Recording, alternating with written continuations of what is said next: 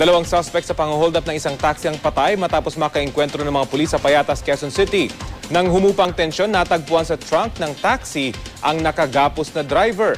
Balitang hatid ni Oscar Oida.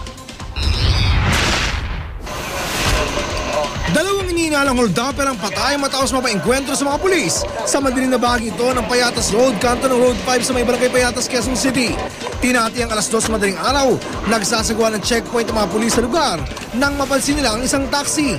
Agad daw nagduda mga pulis nang imbis na dumiretso, bigla raw itong bumuelta at lumiko sa isang madilim na eskinita.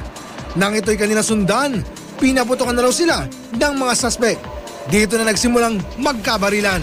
Instead of heading towards dito sa direction of east, bigla siyang kumabig na rito.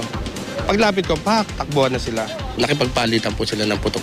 Makalipas ang ilang minutong palit-putukan, patay ang dalawa sa mga suspect. Ang isa naman nilang kasamahan, nakatakas.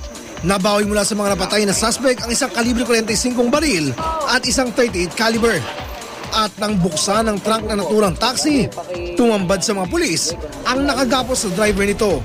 Kanina lang, nung dumating yung ibang pulis natin, may kumakambag na. So, we decided, ikala namin kung sino na. Bukas natin din, nakita natin siya, yung bibig niya, nakabusal ng bimpo, tapos naka-package yung tape yung kamay niya sa likod. Kwento ng taxi driver, mga 2 oras na nakalilipas nang sumakay sa kanya ang mga suspect sa may Quezon Avenue. Magpapahatid sana sa Commonwealth Avenue, pero di pa man sila nakakalayo. Doon pa lang sa may circle, sa may, alam ko Marlica po yun eh.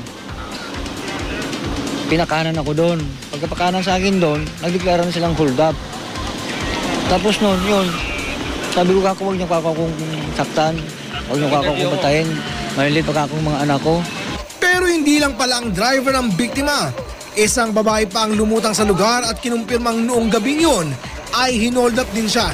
Suminto sila sa tapat ko, bumaba yung 3. Pagkababa ng 3, tinutukan ako nun. Tapos kinuha yung bag ko, tapos sumakay ng taxi, umalis na. Patuloy na inaalam ang pagkakakilanlan ng mga suspect. Oscar Oida, GMA News.